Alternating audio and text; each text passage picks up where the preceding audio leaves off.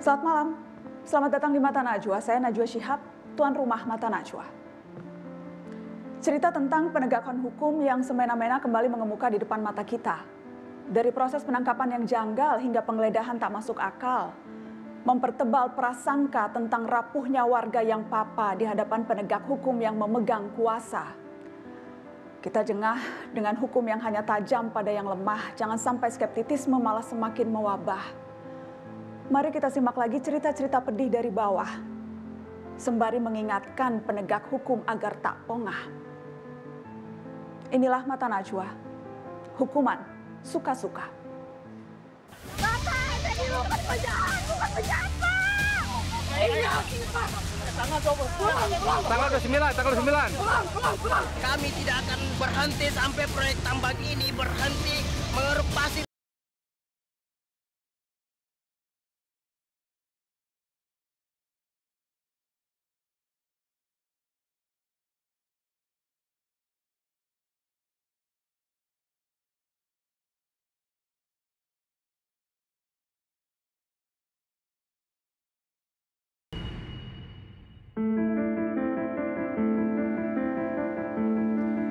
Tokoh adat Kinipan, Effendi Buhing harus berhadapan dengan hukum gara-gara konflik lahan yang bersinggungan dengan korporasi. Video penangkapannya viral dan menjadi sorotan.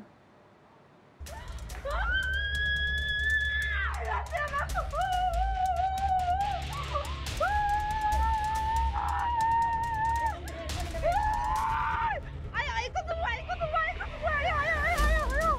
Belum bisa! Bukan penjahat, Pak! Bapak, ini bukan penjahat, Pak!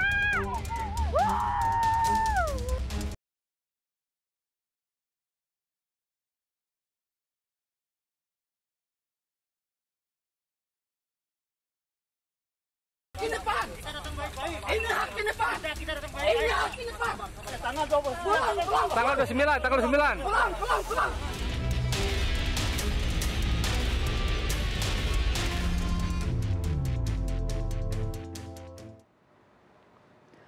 Sudah hadir di studio Mata Najwa, tokoh adat Kinipan, Effendi Buhing, dan juga ada Pungki Indarwati, Komisioner Kompolnas, dan Asfinawati, Ketua YLBHI. Selamat malam, Pak Buhing. Selamat malam. Terima kasih sudah hadir di Mata Najwa. Terima kasih.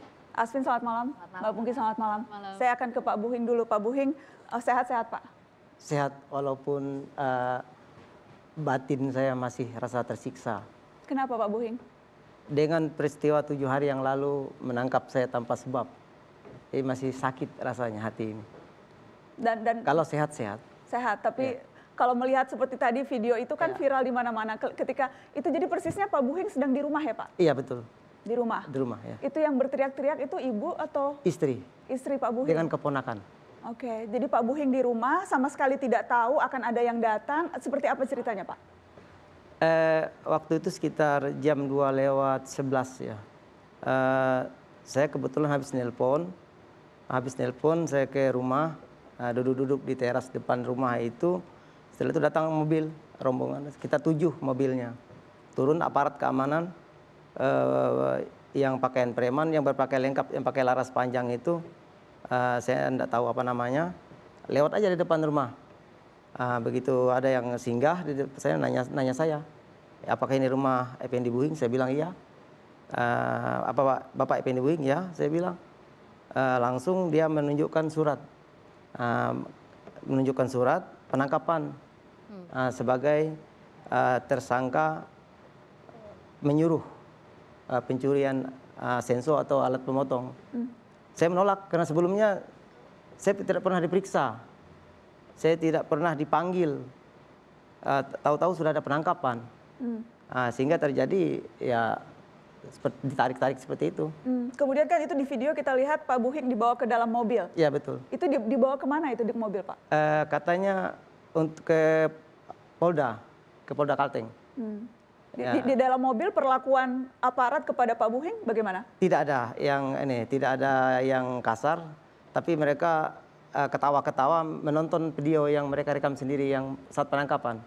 Mereka ketawa-ketawa.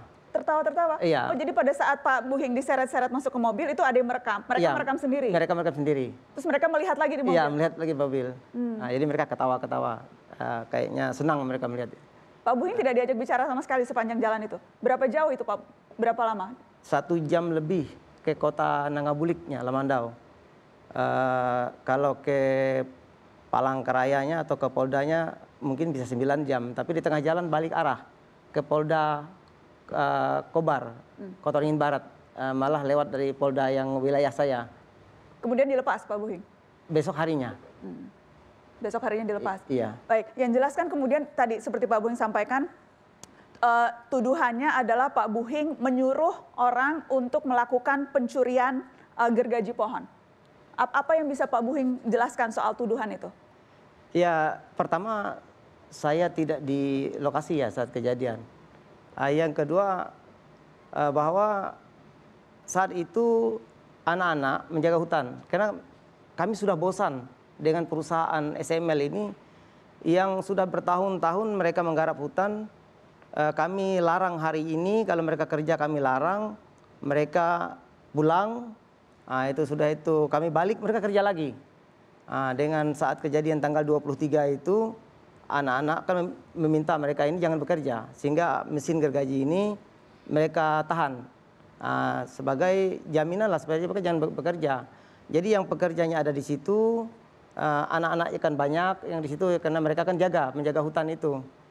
Jadi tidak ada istilah mencuri. Mereka sendiri yang malah mencuri hutan kami.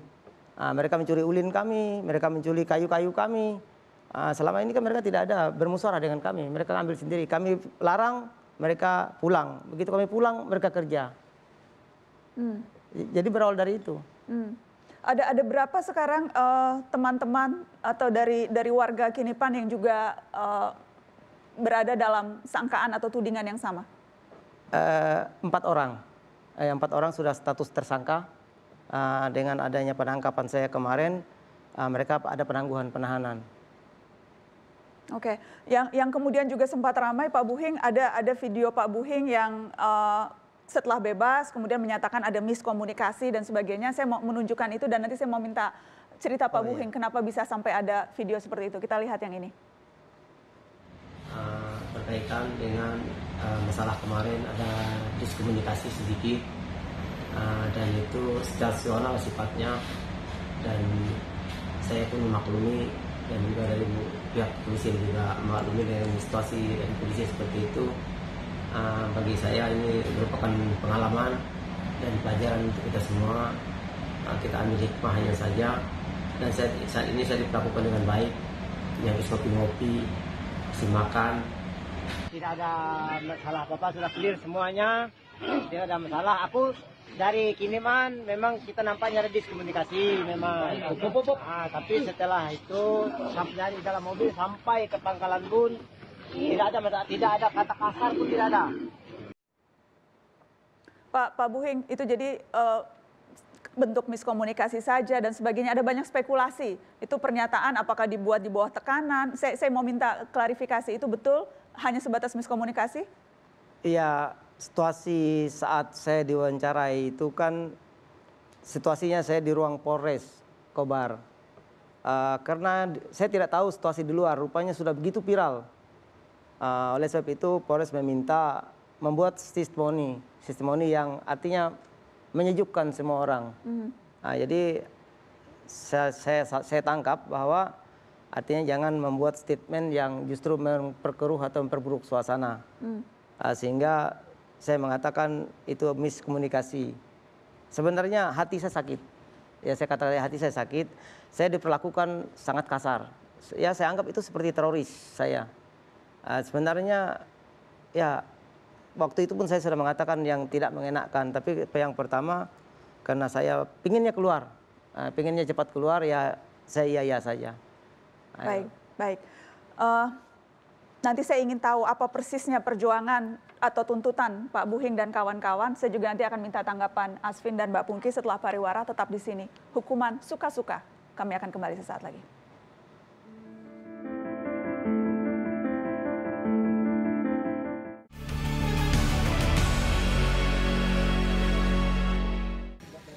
Kaitan dengan hutan adat, seperti yang kita sampaikan, terakhir pun saya diundang oleh Kementerian KLHK, tidak ada di Kabupaten Lamandau hutan adat. yang diserahkan ke kita hanya 3 hektar. Itu pun di hutan lindung. Silahkan cek. Dengar dulu. Kedua, kaitan dengan PT SML. PT SML dari saya sebelum jadi bupati pun telah memiliki izin legal. Kalau berbicara izin dan legal artinya harus juga dihadapi secara aturan dan ketentuan. Silahkan masyarakat Kinipan kiranya memiliki hak yang dilanggar atas tanah yang dikuasai, silahkan dibawa ke jalur hukum. Tidak ada satu surat pun yang diminta kepada bupati dari kementerian atau mencabut kegiatan tersebut, tidak ada. Orang yang diundang untuk investasi, diundang untuk menanam modal di situ, tidak bisa kujuk-kujuk dengan tuntutan bapak-bapak kemudian saya suruh berhenti, saya suruh mereka tidak berkegiatan. Tidak ada dasar, malah saya yang dituntut.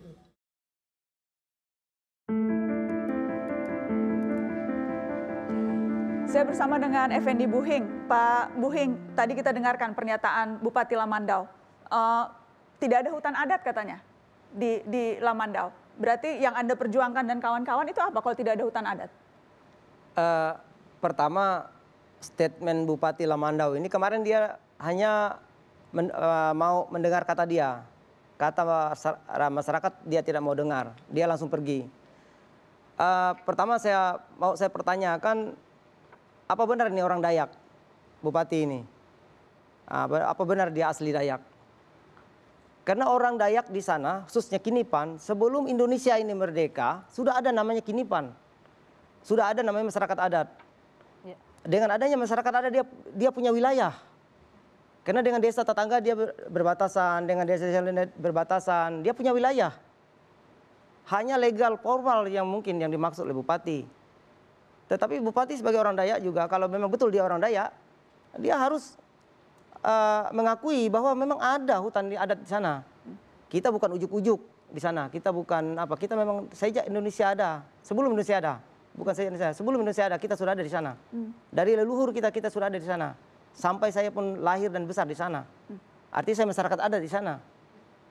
Jadi aneh juga Bupati mengatakan bahwa tidak ada hutan adat.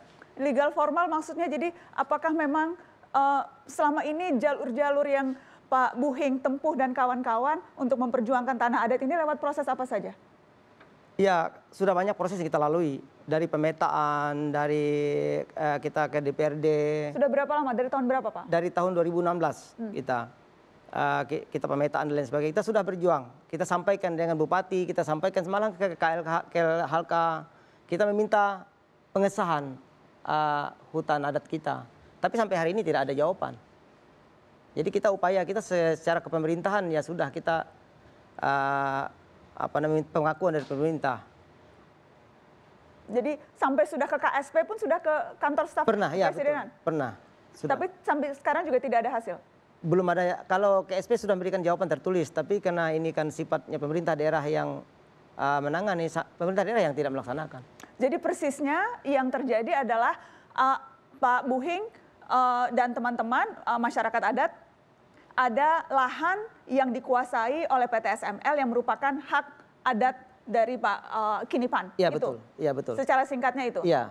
Oke, kami juga berusaha untuk meminta tanggapan dari PT SML soal konflik yang terjadi. Spesifik soal klaim hutan adat tidak mau ditanggapi karena katanya itu adalah urusan pemerintah daerah. Tapi soal apa yang terjadi pada Pak Buhing ada tanggapannya. Kita dengarkan berikut ini. Perlu saya sampaikan bahwa kasus tersebut adalah murni telah terjadi suatu tindak pelanggaran hukum yang dimana pada tanggal 23 Juni 2020 karyawan kami yang bekerja di lapangan yaitu Saudara Herman dan Saudara Hendra telah dirampas satu unit sinsau oleh kelompok Effendi Buhing, dan oleh karena itu kami melaporkan kepada pihak yang berwajib untuk dilakukan proses hukum terhadap siapa-siapa saja yang telah melakukan perampasan ataupun pencurian dan kekerasan tersebut. Adapun persoalan hukumnya kami serahkan kepada pihak Polda Kalteng bagaimana tindak lanjutnya, dan saya berharap rekan-rekan, sahabat saya dan publik media untuk memahami persoalan ini. Ada tanggapan Pak Buhing? Ya, ini Humas PT SML, dia ini saya berani katakan dia mengada-ada. Kalau katakan pencurian, dari kata mencuri kan seharusnya orangnya nggak ada. Ini orangnya ada. Kita juga berjaga-jaga di sana. Mereka tetap memaksa bekerja. Kita suruh berhenti, mereka tidak berhenti. Paksa barangnya kita amankan dan barang ada di lokasi. Tidak dibawa pulang, tidak untuk dimiliki. Jadi menurut Pak Buhing, tudingan itu mengada-ngada? Mengada-ada. Itu memang murni saya kira kriminalisasi dari pihak perusahaan untuk menjerat kami ke kasus hukum karena kami berjuang sudah begitu lama dan mereka merasa terganggu. Kalau teman-teman masyarakat adat Kinipan, apakah pernah melaporkan atau menempuh jalur hukum untuk melaporkan PT SML ke polisi misalnya? Kalau ke polisi belum, tapi kalau ke KSP, ke KLHK sudah kita laporkan. Oke, dan yang seperti tadi Pak Buhing sampaikan belum ada tindak lanjut yang konkret. Betul. Oke, baik. Saya ingin minta tanggapan Asvin. Apa yang YLBHI lihat atas kasus yang menimpa Pak Buhing ini? Yang pertama, kejadiannya apakah bisa ini ada legitimasinya polisi melakukan penangkapan atau itu bagian dari kriminalisasi?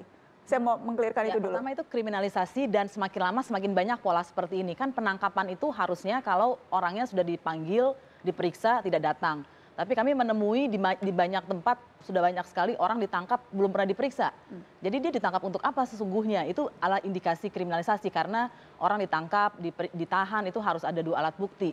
Nah sebenarnya ada kasus intinya yaitu perampasan lahan oleh PT itu. Jadi kebalik ini kan posisinya dibalik. Harusnya yang menjadi kriminal adalah yang merampas lahan, bukan Pak Buhing dan kawan-kawan. PT SML tapi mengatakan semua surat-surat izinnya sudah terbit, semua urusan legal formalnya sudah dalihnya kan seperti itu. Ya. Argumennya seperti itu. Jadi di atas kertas legal formal sudah selesai. Bahkan Bupati juga mengatakan ini investasi tidak bisa dihalangi dan sebagainya. Iya betul. Pertanyaannya kan begini, memang masyarakat adat punya hak ulayat. Sebetulnya ada putusan MK nomor 35 yang memberikan hak buat masyarakat adat dengan hutan adat. Cuma masalahnya kan perlu kebijakan politik dan kebijakan politiknya tidak jalan. Jadi sebetulnya mengangkangi hukum adalah pejabat politik itu yang tidak menetapkan kawasan mereka sebagai hutan adat. Gitu. Oke, Mbak Pungki, bagaimana melihatnya? Kalau dari dari Kompolnas, saya melihat ini akar masalahnya adalah masalah konflik lahan ya, sengketa lahan. Nah, oleh karena itu mesti harus diluruskan. Nah, kalau saya melihat polisi ini kan mereka hilirnya ya, hulunya permasalahannya ini yang harus diselesaikan terlebih dahulu. Nah, oleh karena itu kaitannya dengan masyarakat, saya paham bahwa masyarakat adat itu sudah turun-temurun menempati di situ.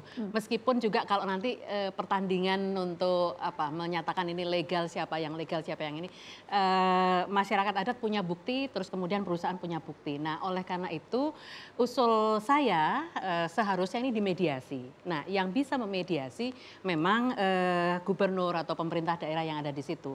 Tetapi kalau ternyata diduga misalnya ada keterlibatan-keterlibatan yang mengakibatkan permasalahan ini susah untuk bisa diurai, maka polisi bisa menjadi mediator. Seharusnya seperti itu.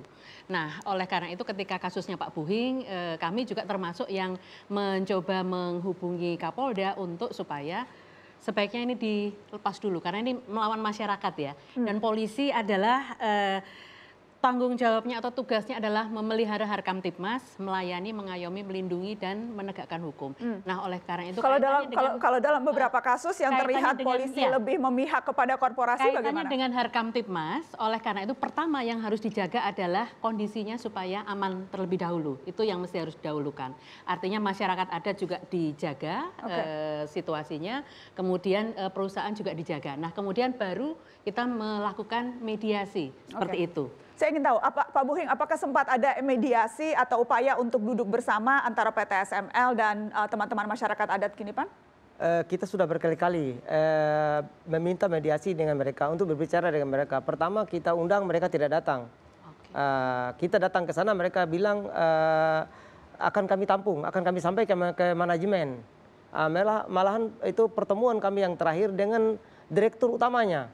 Herudin Tahir itu di Makodim difasilitasi oleh pihak kepolisian dan Kodim. Dia bilang juga akan ditampung, akan disampaikan. Artinya apa persisnya tuntutan dari masyarakat adat? Hentikan sampai di situ. Kami minta hentikan sampai di situ. Sudah itu Jadi untuk wilayah tanah di mana milik masyarakat adat Kinipan tidak boleh sama sekali ada aktivitas atau kegiatan. Iya, itu yang tuntutannya itu. Iya. Dan yang tuntutan kedua, karena ulinnya, bengkiranya, tanahnya itu kan sudah tergarap oleh mereka yang sudah ribuan hektar itu. Ini ada tuntutan adat di situ. Ini yang mereka goreng kelihatannya. Seakan-akan orang Kinipan atau masyarakat adat Kinipan maunya uang. Bukan itu persoalannya.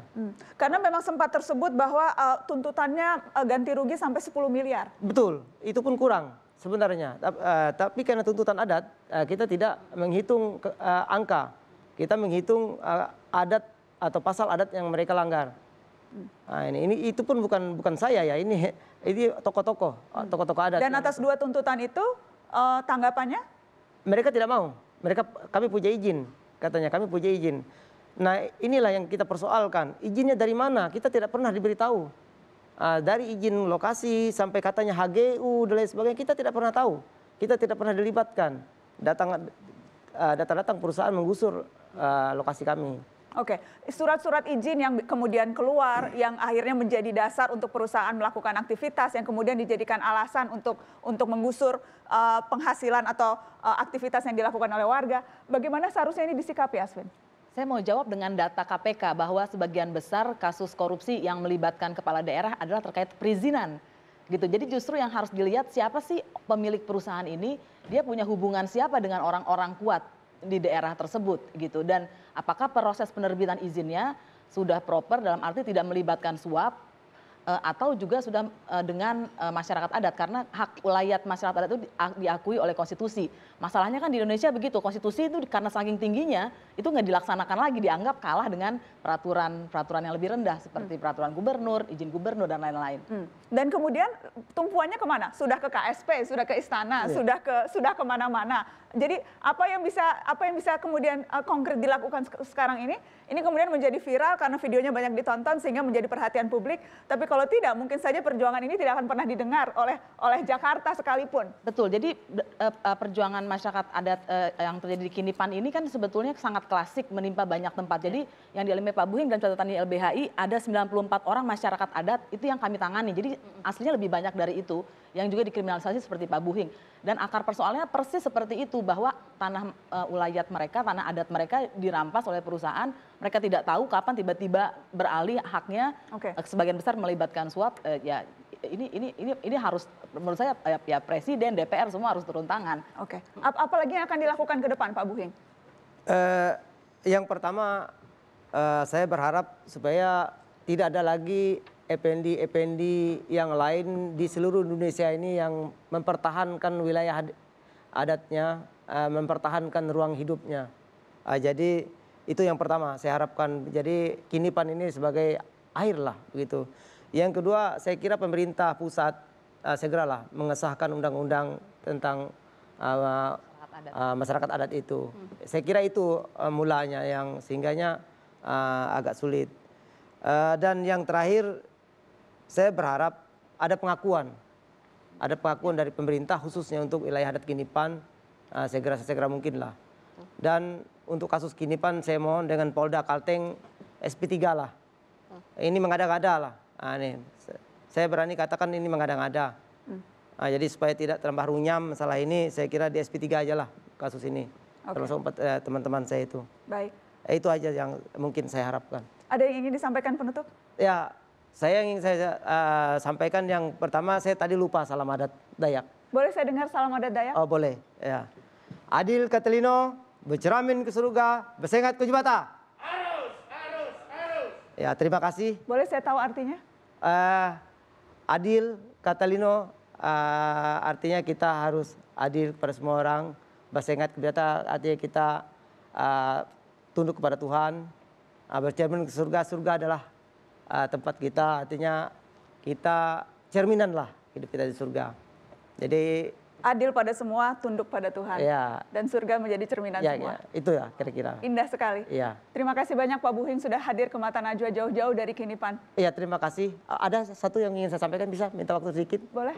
Ya, saya sampaikan ucapan terima kasih khususnya kepada semua kawan-kawan yang membantu Kinipan dan juga tidak lelah kita perjuangkan masyarakat adat di seluruh Indonesia. Khususnya untuk Kinipan saya ucapkan terima kasih. Ya. Dan juga yang paling saya hormati Panglima Jilah. Terima kasih. Ya. Terima kasih. Salam untuk teman-teman di sana. Ya, terima kasih. Mata Najwa masih akan kembali. Teman-teman masih ingat apa yang terjadi pada nelayan MANRE di Makassar yang dituduh melecehkan martabat karena merobek uang, merobek amplop yang di dalamnya uang yang diduga berisi suap. Kita akan bahas kasus itu setelah pariwara. Tetap di Mata Najwa.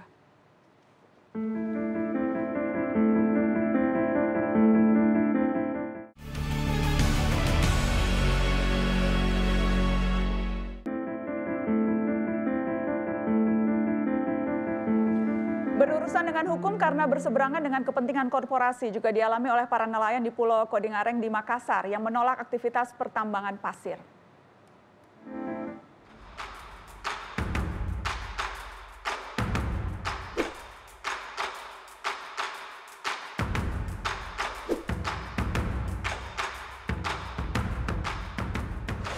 Itu Pak Mandra ditangkap awalnya mulai daripada adanya amplop dari pihak perusahaan karena katanya perusahaan ini bersedia menggeser wilayah tambangnya itu dia dari Pak Iqbal dari pihak perusahaan katanya bersedia menggeser tambangnya dan jalurnya. Uang itu adalah uang upah survei, ya, uang survei lokasi yang diberikan dari pihak perusahaan untuk melihat lokasi pengerukan pasir.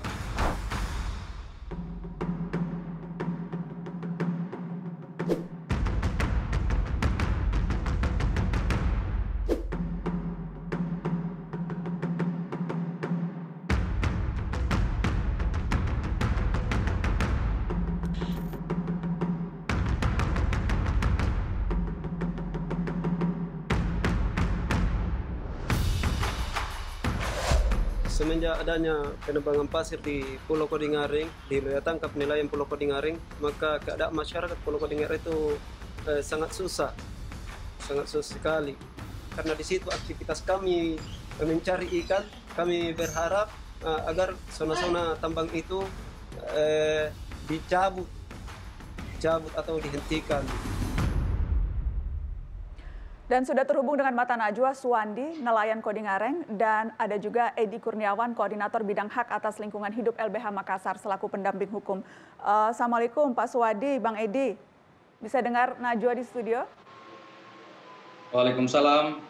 Bisa dengar Mbak? Pak Suwadi, apa bisa mendengar?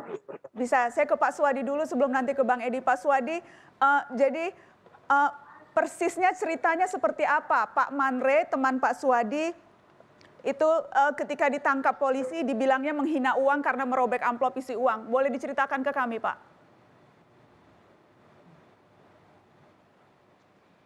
Awalnya itu kami sering aksi di laut. Akhirnya ada rapat di pulau, hanya sebagian kecil masyarakat yang rapat itu katanya kapal mau geser. Kapal tambang mau geser setelah banyak aksi di laut. Setelah beberapa kali aksi di laut, sehingga ada informasi dari Makassar bahwa kapalnya itu mau geser. Jadi sebagai nelayan, saya ingin tahu sampai di mana geserannya. Maka sampaikanlah oleh teman kami dari nelayan namanya Pak Hangka, disampaikan bahwa besok ada psikoci untuk antar kita untuk survei tempat pergeserannya itu kapal tambang. Dan sebagai nelayan, saya bersedia untuk mengantar itu tempat disurveinya itu nambang untuk geser. Maka waktu itu tanggal 13 kalau saya tidak salah ingat, tanggal 13 jam 9, maka psikoci itu datang dan kami berangkat. Kami orang Pulau Kodingareng 5 orang, mahasiswa dari HMI 2 orang, dan juga perwakilan dari perusahaan yang bernama Pak Iqbal, dan juga 1 orang. Ya. Dan sama juga ada kemudiannya psikoci. Sebelum kami berangkat menuju tempat tambang.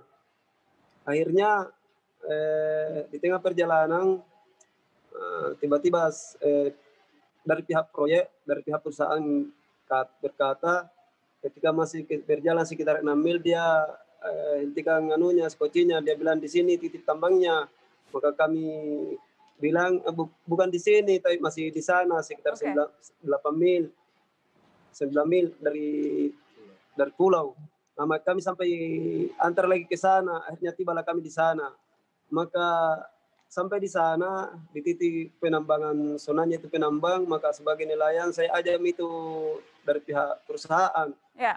Saya bilang, mari kita langsung ke sana di tempat pergeserannya. Kalau pergeserannya katanya dari Makassar 4 mil. Oke. Saya dengar yang disampaikan di situ. Ya, baik. Aksi-aksi yang Pak Suwadi, Pak Mandre, dan teman-teman nelayan lakukan itu apa saja sebelum kemudian ada penangkapan ini? Aksi-aksinya apa saja, Pak?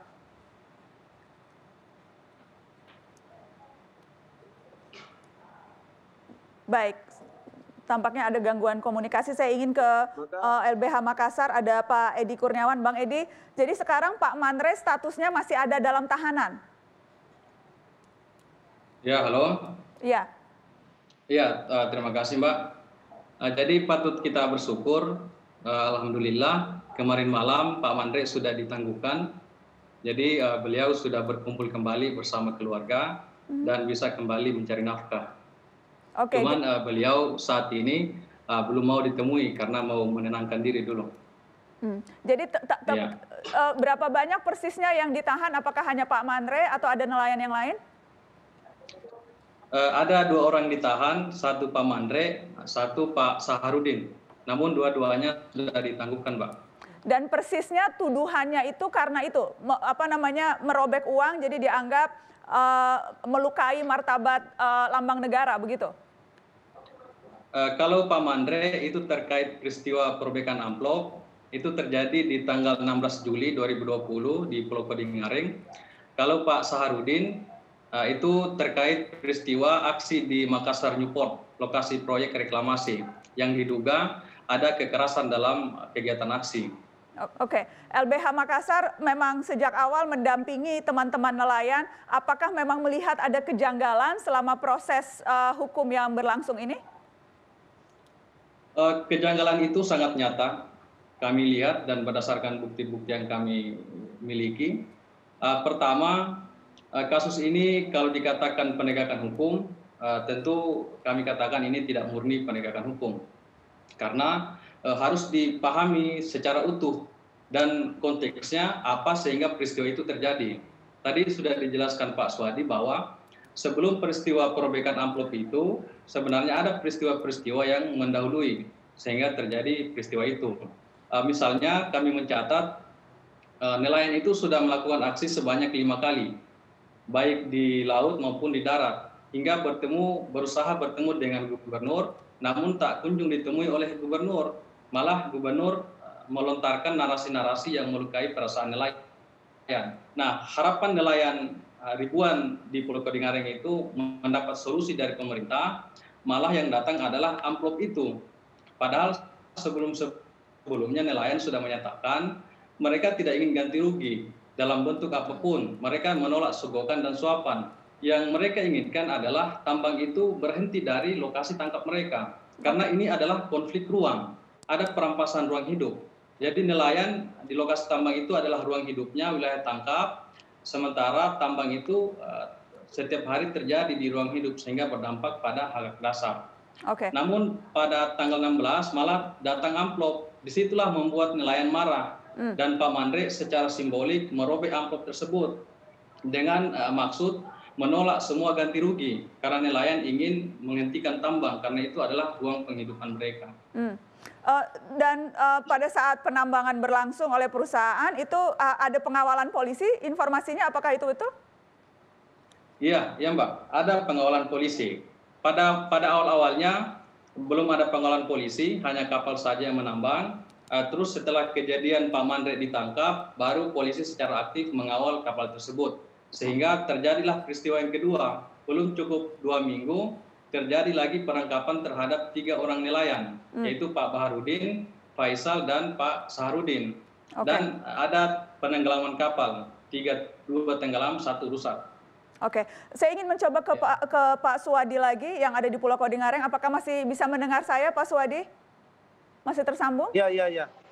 Pak Suwadi, saya ingin tahu tersambung. sejak penambangan pasir, Pak, apa dampaknya ke penghasilan nelayan di sana, Pak? Ya, dampak daripada pasir tambang yang selama ini beraktivitas di wilayah nelayan tangkap kami, ya dampaknya yang pertama itu di sana di laut airnya keruh, kemudian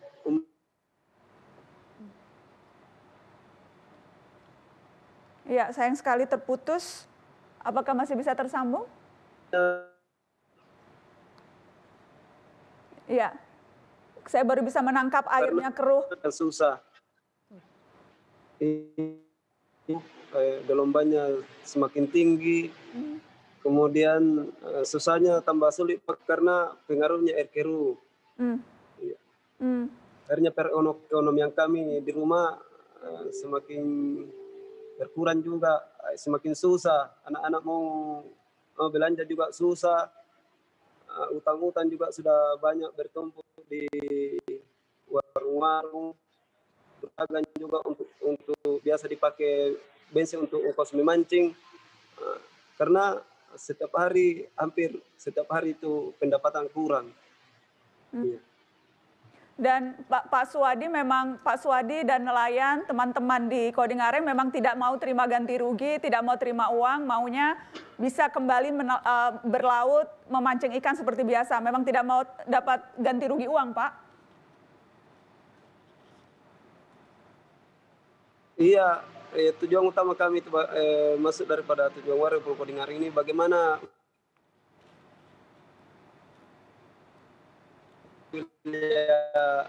wilayah tangkap nelayan itu bebas dari penambangan. Kami tidak bisa beraktivitas seperti biasa.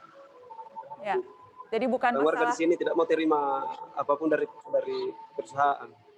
Oke, baik. Ya. Saya ingin ke Pak Edi terakhir. Persisnya sekarang advokasi yang dilakukan LBH untuk nelayan saat ini selain proses hukumnya, advokasi soal bagaimana nelayan bisa mendapatkan lagi haknya atas laut yang bersih dan tanpa penambangan pasir apa saja, Pak Edi? Saat ini kami sedang melakukan penguatan hukum di masyarakat karena dengan adanya kriminalisasi ini itu membuat masyarakat sangat terpukul. Bahkan mereka takut lagi untuk berjuang. Karena sedikit-sedikit kalau berjuang itu akan dipanggil oleh kepolisian. Nah, untuk itu yang kami catat sekarang ini masyarakat yang sudah ada panggilan atau undang verifikasi itu kurang lebih 30 orang. Jadi ini bisa saja menjadi bom waktu kalau suatu waktu penyidik mau memproses ini. Jadi selain upaya hukum yang kami lakukan, sekali lagi kami melakukan penguatan hukum di tingkat masyarakat agar tetap berani memperjuangkan hak-hak hidupnya. Kemudian kami katakan ini sangat dipaksakan dan ini ada cenderung kriminalisasi karena dalam proses penyidikan ini banyak kejanggalan dan sangat nyata terjadi pelanggaran hukum. Misalnya penangkapan Pak Mandre. Penangkapannya itu baru Pak Mandre dipanggil 1 kali sebagai tersangka, kemudian langsung ditangkap. Harusnya kan dipanggil dulu 2 kali secara berturut-turut. Kalau Pak Mandre tidak datang, baru dilakukan penjemputan paksa. Itu pun pemanggilan terhadap Pak Mandre itu dilakukan secara sewenang-wenang karena selalu kurang dari 24 jam. Baik. Itu Mbak. Baik, jadi ini hal yang akan terus dikawal oleh teman-teman LBH Makassar. Baik, terima kasih Bang Edi Kurniawan dari LBH Makassar. Terima kasih Pak Suwadi sudah bercerita di Mata Najwa dari Pulau Kodingareng Makassar. Salam untuk Pak Mandre dan teman-teman di sana, Pak.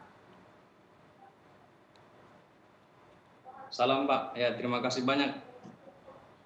Baik, kami akan kembali dengan kisah bagaimana teror dan intimidasi dihadapi oleh seorang aktivis Walhi. Sesaat lagi ceritanya di Mata Najwa.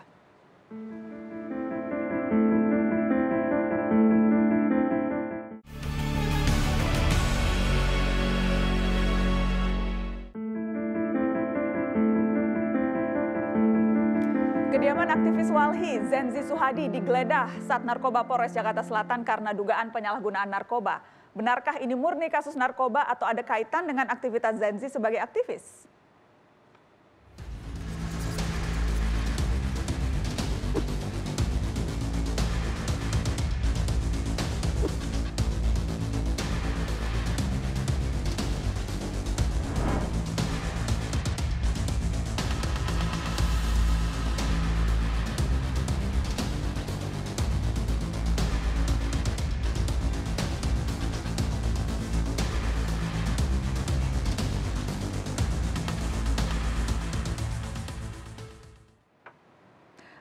Hadir di studio Mata Najwa, Kepala Departemen Advokasi Walhi, Zenzi Suhadi. Selamat malam, Bang Zenzi. Selamat malam, Mbak. Terima kasih sudah bersedia hadir di Mata Najwa.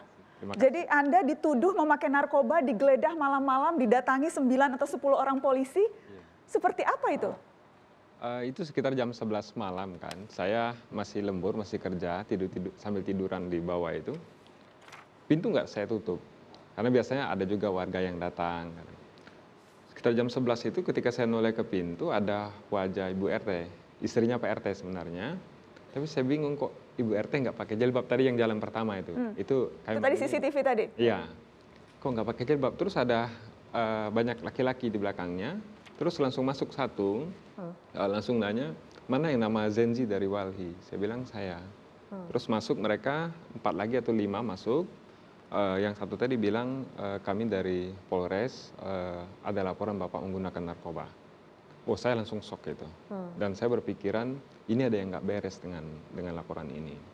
Terus yang satu langsung ambil HP saya, yang satu langsung lari ke atas. Setelah saya agak tenang, saya protes. Saya minta HP saya dikembalikan dan saya tidak terima orang langsung masuk ke rumah saya dan saya belum tahu ini polisi atau preman begitu. Tidak menunjukkan identifikasi sama sekali, Tidak. cuma bilang dari polisi. Iya. Berapa jumlahnya itu yang tiba-tiba masuk ke rumah? Itu 5. 5. Kita 5 ya yang ini terlihat sama saya dan langsung menyebar di rumah. Saya bilang saya tidak terima dilakukan begini, ini rumah saya dan saya tidak tahu kalian siapa. Dan kalaupun memang ada laporan, saya mau tahu siapa pelapornya. Karena saya pastikan ini ada motif di belakangnya. Karena saya tahu diri saya. Saya jangankan menggunakan menyentuhkan barang itu saja tidak. Nah, saya minta ini siapa pelapornya dan ini diusut. Karena kalau ini tidak diusut, ini akan terus terulang ke orang lain dan membahayakan pihak yang tidak berdosa sama sekali begitu. Terus karena saya saya cukup emosi malam itu. Mereka berkerubun, kok Bapak ngegas kata mereka. Saya bilang di mana saya nggak ngegas, nggak marah kayak begitu diperlakukan begini. Terus masuk, kayaknya itu yang mimpin operasi malam itu, dia masuk. Saya minta mereka duduk, tidak ada yang mau duduk. Duduk dulu, saya bilang. Saya bantu kalau memang ada narkoba yang terhubung dengan saya bantu kita bongkar. Nggak ada yang mau duduk. Terus yang satu bilang, kita cuma mau konfirmasi ada laporan begini. Saya bilang mana surat ininya. Terus dia lihatkan sepintas. Saya cuman bisa melihat itu ada nama saya Zenzi Suhadi ditulis pena itu. Terus saya cari siapa pelapornya itu informan. Terus statusnya itu full bucket itu. Nah, terus mereka tetap ngotot untuk melakukan penggeledahan. Dan itu dilakukan, digeledah rumah Anda? Iya, menggeledah langsung ke kamar saya, ke kamar keluarga. Saya sebenarnya sangat emosi dan tersinggung ya di atas itu. Saya merasa bahwasanya selain mereka pengen fisik saya itu dikurung, mereka ini sedang menghancurkan moral saya.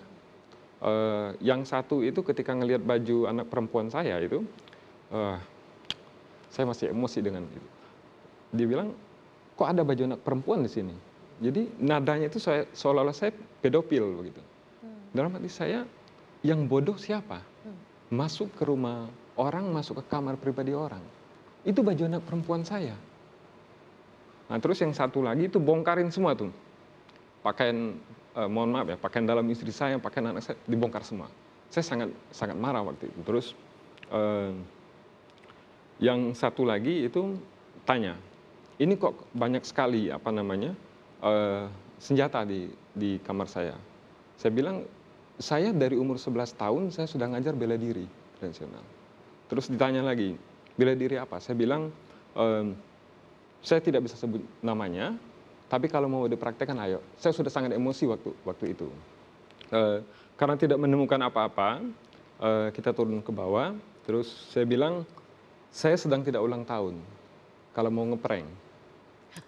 Terus kita ke bawah, mereka tes urin negatif.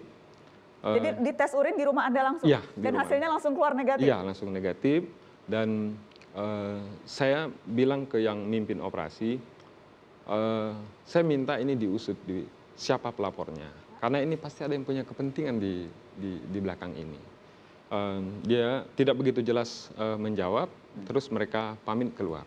Minta maaf, tidak, terus tidak juga kasih tahu status saya ini apa. Oke. Kayaknya saya ngajukan pra-peradilan kemarin. Oke. Mata Najwa berusaha menghubungi dan sudah mendatangi Polres Jakarta Selatan, bahkan juga Polda, tetapi menolak untuk memberikan konfirmasi. Tetapi kami juga menemukan kutipan yang ada di media online yang berbunyi seperti ini. Ini yang menyampaikan adalah Kasat Narkoba Polres Metro Jakarta Selatan. Menyebutkan bahwa saat melakukan penggeledahan itu sesuai SOP, sah-sah saja. Siapapun yang dilakukan penggeledahan tempat merasa terganggu itu juga sah-sah saja. Baik, itu kutipan pernyataan dari Kasat Narkoba Polres Metro Jakarta Selatan, Kompol Vivik Canggung. Baik, itu namanya. Apakah Bang Zinzi, Anda merasa penggeledahan ini ada kaitannya dengan aktivitas Anda sebagai advokat di bidang lingkungan? Kita bisa mengkonfirmasi ini terhadap dua kemungkinan yang terjadi ke depannya. Kalau mereka membongkar, menemukan siapa pelakunya, bisa jadi ini tidak berhubungan dengan advokasi. Tapi saya berkeyakinan betul sampai dengan sekarang, ini berhubungan dengan Undang-Undang Omnibus Law. Karena waktu saya berangkat ke Jakarta tanggal 8, saya dengan saudara saya di Kali Anda itu diberhentikan polisi, mobil saya dibongkar semua, katanya operasi rutin. Saya berpikir positif, operasi rutin. Tetapi pertanyaan kepada rekan saya di mobil, ada misi apa ke Jakarta? Waktu mereka, polisi dari Jakarta Selatan datang ke rumah, pertanyaan itu muncul lagi. Ada misi apa di Jakarta? Di tanggal 20, di tanggal 11, itu kita mengkonsolidasi anak-anak Mapala untuk respon Omnibus Law.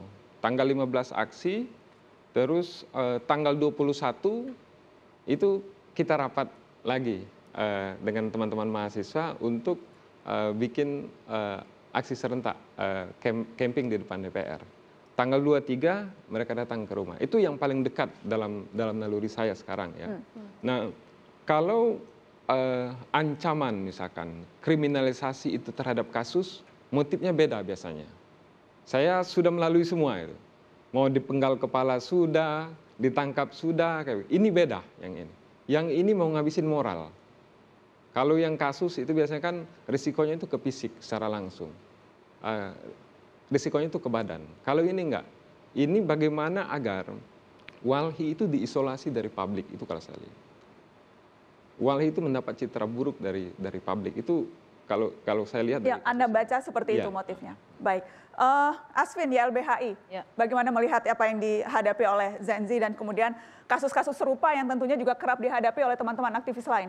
Yang pasti ini lagi-lagi bukan kasus yang pertama. Ada aktivis di Sumatera Barat beberapa tahun yang lalu mengalami persis sama soal narkoba, dibebaskan Mahkamah Agung setelah ditahan 9 bulan. Untung Zenzi selamat. Tapi kita mendata tadi, jadi kriminalisasi itu ada pola, yaitu ada hukum acara yang dilanggar.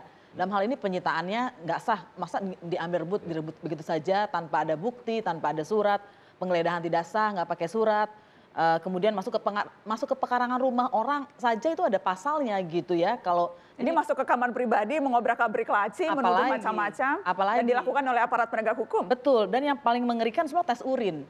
Kalau kita bayangkan kenapa ada hukum acara pidana, orang polisi, aparat harus punya batas-batas, kalau enggak ada anarki nanti ya, bukan anarki, sorry. Nanti ada chaos di masyarakat, misalnya tiba-tiba orang menyeberang, stop Pak, saya tes urin. Loh kenapa saya? Ya saya suka-suka aja. Orang lagi naik jembatan, stop kamu saya tes urin. Kan harus ada alasan. ada bukti permulaan. Dan masalahnya menurut saya pernyataan dari Kasat Narkoba Polres mengerikan. Kalau betul omongan dia, maka yang harus direview adalah seluruh SOP kepolisian. Karena berdasarkan dia, apa yang menimpa Zenzi biasa aja dan itu melanggar semua undang-undang. Sah sesuai prosedur. Bagaimana? Saya ingin minta tanggapan Kompolnas, Mbak Pungki. Gini, jadi dalam melakukan lidik, sidik, terus kemudian juga penangkapan, penahanan, interogasi seperti itu, memang harus berdasarkan KUHAP, itu yang pertama. Kemudian di internal kepolisian sendiri ada Perkap 08 tahun 2009 tentang implementasi prinsip-prinsip hak asasi manusia, prinsip dan standar HAM, itu yang harus dilakukan oleh aparat kepolisian dalam setiap tahapan penegakan hukum. Nah, saya tadi mendengar bahwa kasus ini sudah diajukan pra peradilan gitu ya. Artinya itu sudah tindakan yang betul yang dilakukan oleh Zenzi. Nah, meskipun hasilnya ternyata ditolak pra peradilannya, kalau misalnya Zenzi merasa masih belum puas, itu bisa lapor Propam. Jika ada indikasi misalnya ada penyalahgunaan kewenangan di situ, itu yang satu. Kedua juga bisa melaporkan kepada pengawas eksternal. Ada Kompolnas, kemudian ada Komnas HAM, ada Ombudsman di sini untuk melihat sejauh mana diduga ada pelanggaran-pelanggaran yang tadi bertentangan dengan KUHAP. Oke, silakan Zenzi penutup, Bang Zenzi, akan ke Propam? Saya akan ke Propam dan saya juga akan laporkan Kasat Narkoba Jakarta Selatan dan pelapor ini ke Polri bahwasanya ini ada orang menyampaikan keterangan informasi palsu kayak begitu dan merugikan saya. Dan saya minta ini pidananya dijalankan kepada si polisinya. Kalau mereka nggak bongkar ini siapa pelakunya, berarti mereka yang melindungi orang yang memberikan keterangan palsu. Nah ini saya minta nanti ke Polri itu untuk dibongkar supaya tindakan semena-mena begini tidak terulang. Ini beruntung terhadap orang seperti saya. Bayangkan terhadap masyarakat di desa-desa. Yang pihak lain itu punya kepentingan kepada mereka. Satu lagi Mbak Nana. Ini kalau tidak dihentikan cara begini, nanti ada orang pacarnya nikah sama orang lain, dia sakit hati, kasih informasi ke polisi, diperiksa kayak begitu. Bisa turun populasi kita kayak begitu. Orang dengan sengaja mencelakakan pihak lain dan polisi tidak melakukan penyelidikan, mengumpulkan data yang cukup untuk berani menggeledah rumah orang begitu. Dan Anda akan terus mengusut kasus ini karena kalau tidak maka siapa lagi yang akan kemudian nanti kalau dihadapi oleh orang-orang yang tidak punya akses terhadap hukum, terhadap proses, rasanya tidak akan ada yang bisa dimintai pertanggungjawaban. Jadi masih berani terus ya Bang Zenzi? Hanya satu yang pasti di dunia ini Mbak, mati. Kita terinjak, kita merdeka itu pilihan. Saya nggak akan berhenti di saya, kasus ini akan terus saya perjuangkan, termasuk terhadap orang lain yang selama ini saya perjuangkan. Jadi berhentilah berupaya mengkriminalisasi, menghentikan orang seperti kami, karena kami tidak akan berhenti. Nah berpikirlah di kepolisian sekarang. Kepolisian ini yang harus dibenahi, baik budayanya maupun pendidikannya. Kalau begini satu ya, saya melihat, kalau begini kapasitas penyidik wajar, narkotika ini sampai dengan sekarang terus ada. Baik. Karena kapasitasnya menurut saya sekarang itu rendah. Tidak akan berhenti. Jadi dan tidak akan hilang dan tidak akan malah justru harusnya berlipat ganda. Iya. Insya Allah berlipat ganda. Saya mau disclaimer, sekali lagi kami juga sudah mengundang perwakilan kepolisian baik dari Mabes Polri, baik dari Polda, baik dari Polres maupun Polsek ketika kasusnya betul-betul kecil, tapi tidak ada yang bersedia hadir malam ini di Mata Najwa. Kami kembali dengan kasus lainnya, seorang yang meninggal diduga disiksa di tahanan. Kisahnya sesaat lagi.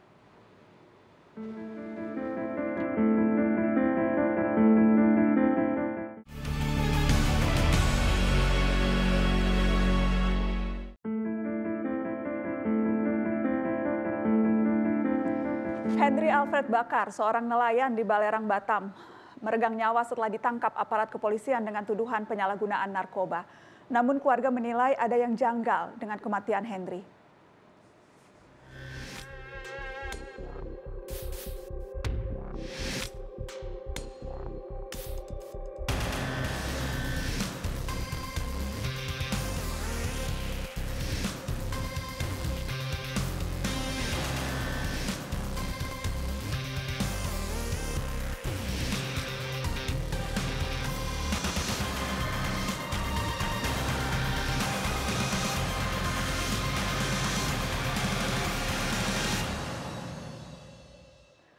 Sudah hadir di Mata Najwa, Amah Handayani, istri almarhum Hendri, dan Mega, adik almarhum Hendri. Selamat malam, Assalamualaikum Mbak Amah, Mbak Mega. Waalaikumsalam, Mbak. Terima kasih banyak sudah mau datang ke Mata Najwa. Turut berduka atas kehilangan almarhum. Apa kabarnya Mbak Amah? Alhamdulillah. Sehat-sehat? Anak-anak? Alhamdulillah sehat. Sudah lebih tenang atau masih ada yang ganjar rasanya? Masih ganjal. Masih ganjar. Mbak Amah apa-apa bisa cerita, mau cerita ke Mata Najwa apa yang terjadi? Iya, insya Allah. Apa yang Mbak Amah ingat ketika hari itu Mbak Amah lihat almarhum terakhir? Terakhir, waktu dibawa. Waktu dibawa polisi? Iya. Waktu dibawa polisi, saya nampak dari sekilas itu aja, Mbak. Muka memang sudah nampak lebam. Semua kaki, celana berlumur darah. Berlumur, memang Mbak Amah melihat langsung? Kaki? Iya, kaki di sebelah kiri. Iya, saya cuma nampak sekilas gitu aja. Dari kejauhan, pandang jauh. Waktu itu Mbak Amah posisi di rumah? Di sebelah itu, iya sebelah rumah. Dan waktu itu almarhum memang sedang berjalan ke rumah dengan polisi atau seperti apa? Waktu jadi itu saya lagi di luar, tapi anak saya ada di rumah. Dia menyaksikan. Anak? Iya, anak saya yang nomor 1. Usia berapa Mbak? 13 tahun. 13, jadi dia yang melihat bapaknya? Iya. Sempat bicara dengan bapaknya? Sempat mungkin dia. Apa atau bapaknya sempat bicara atau berpesan ke? Enggak. Saya kurang tahu ya masalah itu. Saya lagi tidak ada di posisi di rumah. Tapi yang jelas yang ada di rumah waktu itu justru anak Mbak Amah yang nomor 1 yang usia 13 tahun yang melihat bapaknya. Iya. Waktu itu bapaknya dengan polisi. Iya, dengan polisi. Mbak Mega apa yang bisa ditambahkan? Jadi ketika pertama kali polisi datang itu di rumah langsung menangkap atau seperti apa? Jadi hari Kamis ya Mbak, itu tanggal 6 beliau ini berada di bendang ikannya buat kasih makan ikan. Posisi istrinya di rumah dengan jarak 100 meter lebih. Melihat dari jarak tempuh jauh memang hari Kamisnya ada segerombolan orang, 7-8 orang yang datang ke bendang ikannya. Beliau melihat memang dari jarak tempuh yang jauh itu ada keributan di situ. Waktu itu belum tahu kalau yang datang itu polisi? Karena memang berpakaian bebas dan kami tidak diberitahu, dari keluarga tidak diberitahu pada hari Kamisnya. Sekitar jam 3-an gitu. Sampai jam 5 ya Kak ya? Iya. Sampai jam 5 beliau dibawa, itu seharian kami tidak tahu kabar almarhum. Beliau ini dibawa kemana, siapa yang membawa, atas dasar apa, kami tidak tahu. Mungkin teman-teman, biasa kan karena beliau ini pergaulannya luas, mungkin temannya pikir keluarga. Tanggal 7-nya, sekitar jam 3 sore, dilakukan penggeledahan. Tanpa RT RW, tanpa Kapolsek, hanya disaksikan dengan anak umur 13 tahun, anak beliau. Menyaksikan bahwa, kalau saya ingat, yang saya ingat ya dari anak beliau, bapaknya tunggu di luar, polisi yang menggeledah ke dalam sampai ada kerusakan barang-barang di dalam rumah itu. Itu tanggal 7-nya sampai dari jam 3 sampai jam 5 sore, jam 6 ya Kak, jam 5. Jam 5 baru istri almarhum ini kan posisinya pertama bukan di rumah, di luar.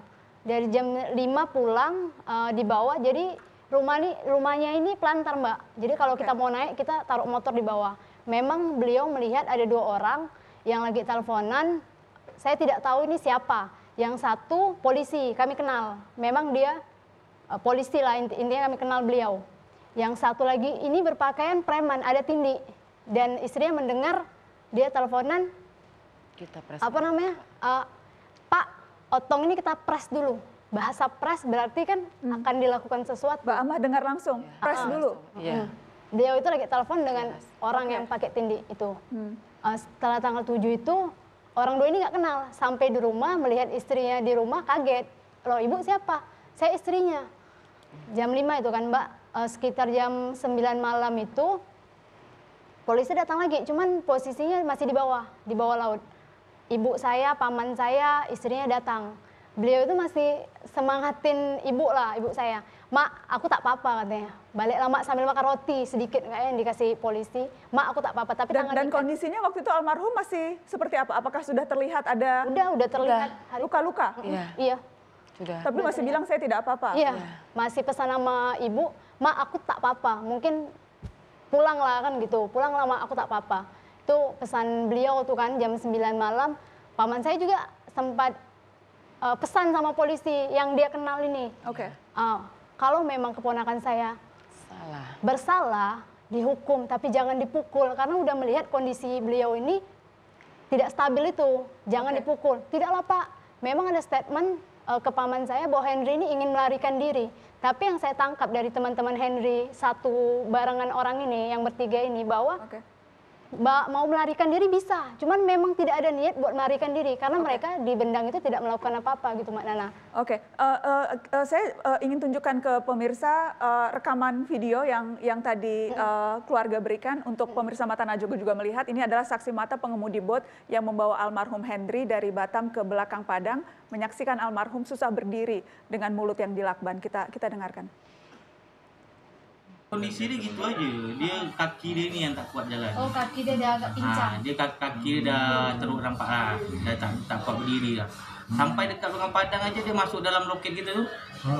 Dibaringkan atas loket tuh. Dia teruk. Tak kuat jalan lagi dia. Itu ada macam karena tak bunyi lah mungkin dia yang bunyi gitu kau tak terdengar lah. Nah, bunyi dia pukul pertama tu kan. Aku dalam hati aku kuat betul lutong kebal ni dia. Kena kelepuk senyap aja ni kan. Rupanya kali buka sibur tu rupanya dia laban mulut dia. Suai lah. Supaya jangan kuat. Tak tahulah apa maksud diorang kan. Tu pandang mata aku gitu aja, laban bening tu, laban biasa aja. Oke, dan kemudian keluarga mendapat informasi bahwa Pak Otong atau almarhum akhirnya sudah meninggal, itu bagaimana? Jadi setelah tanggal 7, esok harinya tanggal 8 itu kan Mbak, hari Sabtu. Sekitar jam 1 Kak ya? Jam 11. Jam 11-an. Dapat telepon. Dapat telepon. Memang ada datang orang dari Polres. Dapat telepon terus, cuman kan waktu itu kakak lagi sibuk karena ada acara keluarga. Belum sempat merespon telepon itu. Jadi sekitar jam 1-an habis zuhur, pihak Polresta ini datang menjemput beliau, paman sama kakak saya. Bahwa diberitahukan, ayo Henry ini bisa dibesuk. Bawalah identitas Henry dan juga pakaian gitu Kak ya, bawalah pakaian dan identitas. Oke. Itu ini orang ini disewakan boot, dicharterkan mobil, katanya bakal diantar pulang begitu. Setelah itu sampai di Polresta Barelang itu mereka menunggu lama, 1 jaman. Menunggu lama baru dipanggil. Dipanggil pun tidak bisa masuk bertiga, katanya berdua. Masuk kakak saya dan paman. Masuk diberitahukan ini akhirnya diberitahukan bahwa beliau ini sudah meninggal. Almarhum Otong ini udah meninggal. Ya stop lah. Itu sekitar jam 1 lebih. Mbak Amah ditanya meninggalnya kenapa, sebabnya apa? Ya dari pihak itu dia mengingatkan asma. Asma dibilangnya? Iya. Asma. Memang ada asma suami Mbak? Tak ada riwayat asma dia. Nggak ada riwayat asma? Nggak ada. Terus Mbak Amah melihat kondisi jenazah bagaimana?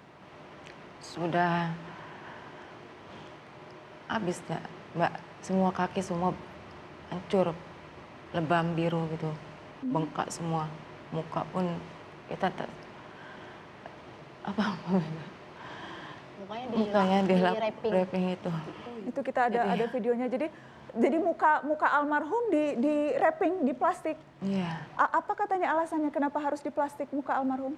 Jadi setelah saya sampai di RSBK saya bertanya kepada pihak rumah sakit kan, alasan wajah di wrapping, abang saya meninggal jam berapa? Jawabannya kami nggak tahu karena ini shift malam katanya. Kami yang shift pagi nggak tahu. Tapi sampai hari ini kami sudah mengirimi surat kepada RSBK. Sampai sekarang itu belum dapat jawaban. Udah mau masuk 2 minggu. Gitu. Yang di wrapping hanya wajahnya? Hanya wajah. Hanya bagian kepala. Sempat ada alasan wah ini protokol COVID karena harus di wrapping? Enggak ya? Karena kalau protokol kan keseluruhan. Ada sempat bilang itu? Tapi hanya kepalanya saja yang di wrapping? Dan tadi saya lihat Mbak Amah dan Mbak Mega membuka wrappingnya? Bukan saya, kakak. Mbak Amah membuka? Bagaimana kondisi wajah almarhum Mbak ketika dibuka? Udah, inilah namanya kita, ini ya Mbak ya, kalau kita lebam, kalau kita di Hansaplast, ya begitu bentuknya, jadi mengembang. Tapi saya melihat memang di sini ini beliau ini tidak ada putih-putih, bintik-bintik putih. Terus di sininya lukanya itu dalam, di sini bagian sini sama sini ini dalam. Saya nggak tahu itu bagian apa. Itu intinya di bagian muka itu ada memar. Oke, nanti kita lanjutkan setelah pariwara. Tetap di Mata Najwa, hukuman suka-suka. Kami akan bahas lagi setelah pariwara.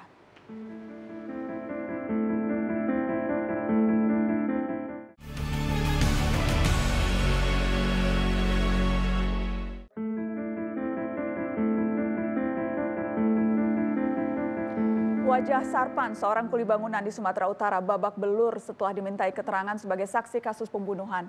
Sarpan mengaku dianiaya agar mau mengakui terlibat pembunuhan. Ada depan sebelah kiri nih ya, sebelah kiri punggungnya sebelah kiri, nih depan nih. Kabar dilaban juga ya Pak? Hah? Mata ditutup ya? Ada mata dilaban, ada mata dilaban ada.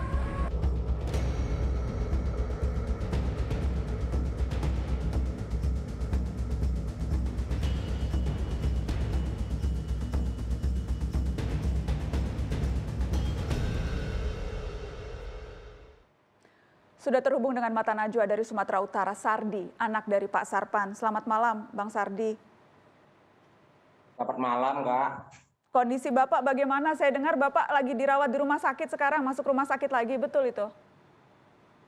Ya benar, karena tadi diperiksa dokter ada pembengkakan limpa juga di perutnya. Sudah berapa malam dirawat di rumah sakit?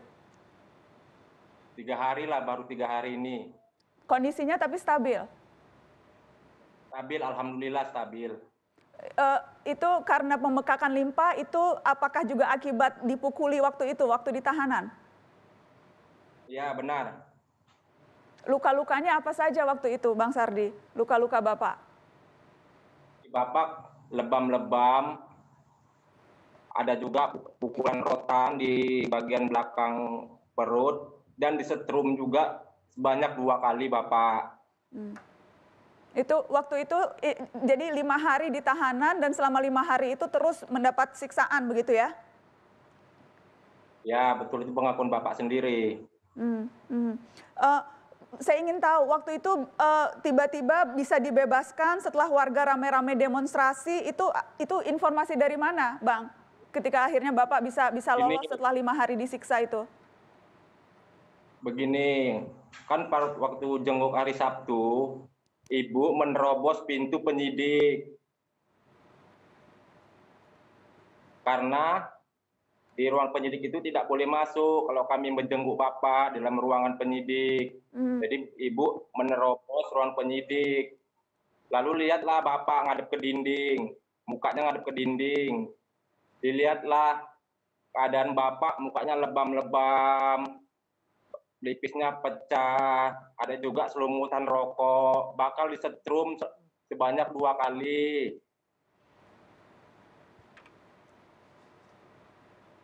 Iya, Bang Sardi, saya tahu akhirnya keluarga dan Bapak memilih berdamai, tidak bawa kasus ini ke pengadilan. Apa itu sebabnya, Pak?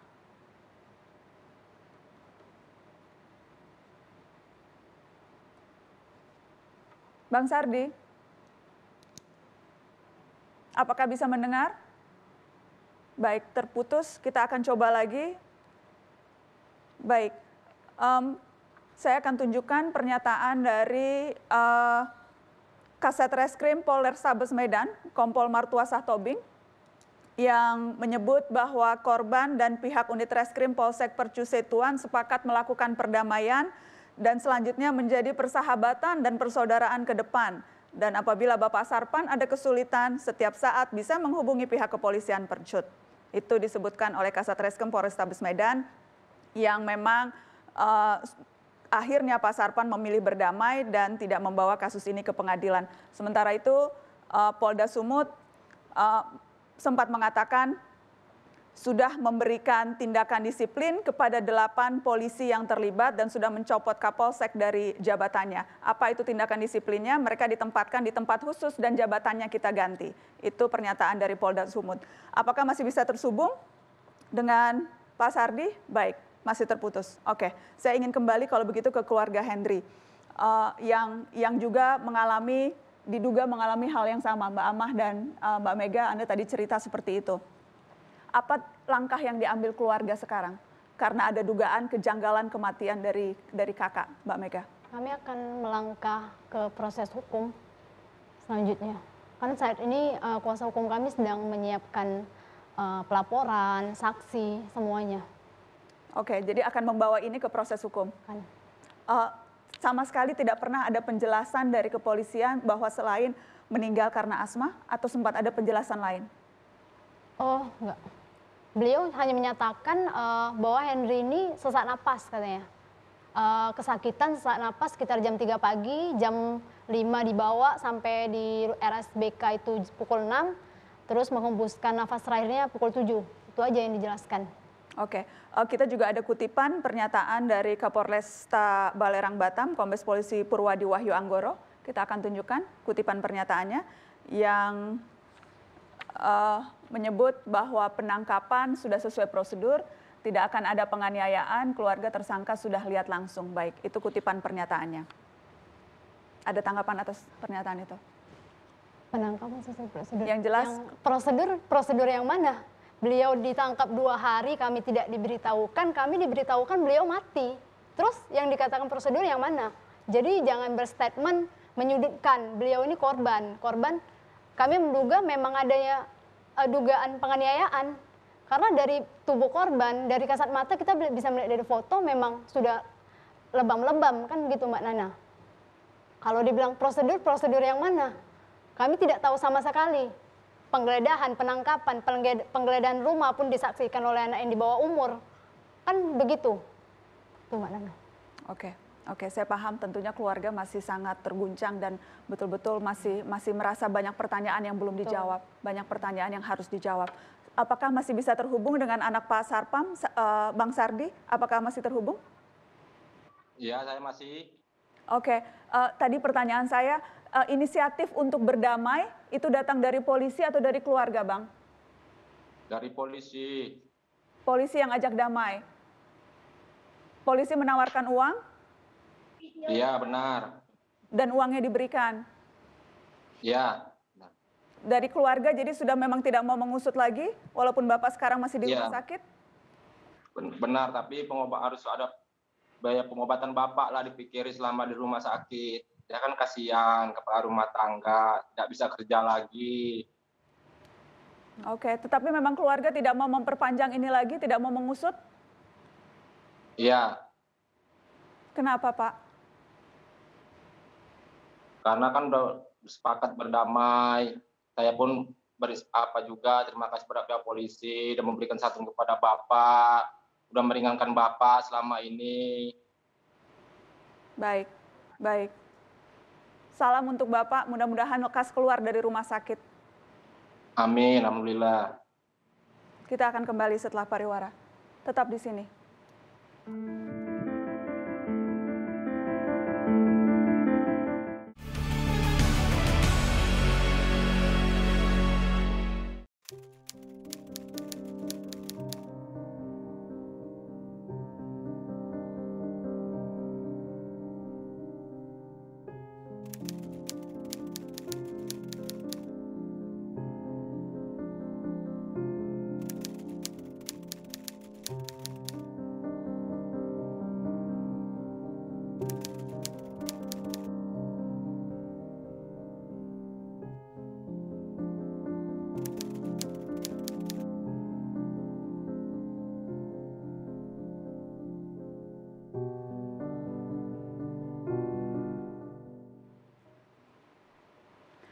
Celengan Kemanusiaan, inisiatif penggalangan dana publik yang digagas oleh 5 organisasi, YLBHI, Kontras, Walhi, Greenpeace, dan Jatam untuk membantu korban ketidakadilan. Bukan hanya untuk kasus-kasus yang malam ini kami angkat di Mata Najwa, tapi juga untuk kasus lain yang kerap terjadi di pelosok negeri. Celengan Kemanusiaan ini dikumpulkan di kitabisa.com. Ini patungan rakyat untuk semua. Saatnya kita menyatukan solidaritas, membantu sesama yang menjadi korban kesewenang-wenangan.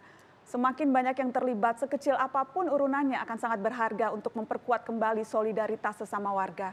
Teman-teman bisa cek website kitabisa.com atau sosial media Mata Najwa untuk info lebih detail bagaimana kita bisa sama-sama berperan. Aswin, damai itu kerap kali kemudian akhirnya harus diambil oleh korban-korban ini. Kenapa? Ya, karena ada tekanan-tekanan dalam banyak kasus, kepolisian kemudian menekan juga selain memberikan uang. Tetapi sebetulnya hukum tidak mengenal kata damai, itu bukan delik aduan, tidak perlu korban minta kasusnya ditindaklanjuti, kepolisian harusnya menindaklanjuti.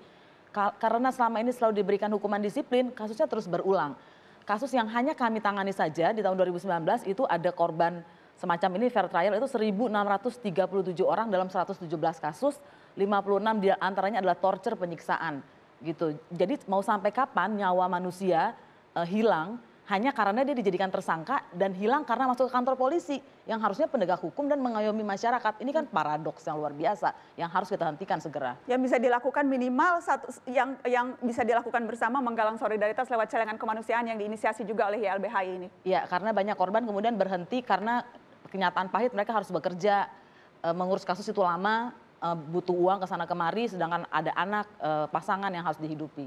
Semoga ini bisa membantu sedikit. Semoga bisa membantu lewat celengan kemanusiaan. Bisakah kita berharap polisi akan mengubah SOP-nya atau akan mengubah paradigmanya soal bagaimana memperlakukan tersangka atau korban? Ya, terima kasih. Kompolnas sangat perhatian pada dua kasus ini, kasus Henry dan kasus Sarpan. Dan untuk Sarpan sudah klarifikasi, tapi kami juga akan gelar perkara, mengupayakan untuk bisa gelar perkara baik di Polda Kepri maupun Polda Sumut. Nah, kita melihat bahwa kasus ini kalau sampai terjadi, ini dugaannya ada pelanggaran SOP, kemudian ada pelanggaran Perkap dan lain-lain. Nah, oleh karena itu kami juga mendesakkan agar reformasi kultural Polri itu dilakukan lagi, ya, digelorakan lagi. Karena dengan demikian akan ada Polri yang promoter, itu yang genuine gitu ya. Promoter, profesional, modern, terpercaya. Sehingga dengan demikian maka tidak ada lagi kasus-kasus seperti Sarpan atau Henry. Terima kasih Mbak Pungki, terima kasih Asvin. Mbak Amah, terima kasih sudah mau datang dan bercerita di Mata Najwa. Mbak Mega, terima kasih sudah mau hadir di Mata Najwa. Terima kasih kepada Anda yang sudah menyaksikan Mata Najwa malam ini. Saya percaya dengan sepenuh hati warga negara yang berdaya akan bisa melakukan perubahan yang nyata. Cek website kitabisa.com, celengan kemanusiaan. Mari sama-sama bersolidar untuk teman-teman kita korban ketidakadilan. Terima kasih teman-teman, selamat malam, sampai jumpa.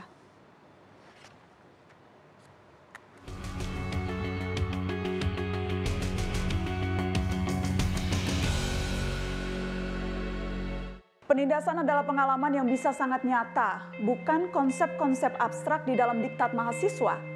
Senyata pengalaman yang dialami Saijah dan Adinda yang kerbaunya dirampas Ki Demang dengan percuma. Kita bernegara agar tak ada yang bertindak semena-mena. Tidak boleh ada warga yang diperlakukan seenaknya. Selemah atau sesalah apapun tindakan seorang warga, ia berhak diadili dengan adil dan tak semena-mena.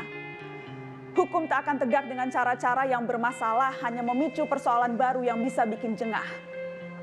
Sangat jelas, melindungi segenap bangsa Indonesia telah diamanatkan Undang-Undang Dasar kita.